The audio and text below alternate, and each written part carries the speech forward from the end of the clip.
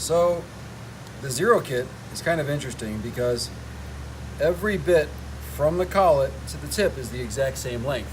So you have a 1/16 inch, an 1/8 inch, 1/4 inch, and 1/2 inch, and you don't have to zero your machine. Once you zero your machine one time, you can just pop out the 1/2 inch shank, put in a different one, tighten the collet. So it's pretty cool that it eliminates zeroing, and your machine's always set up.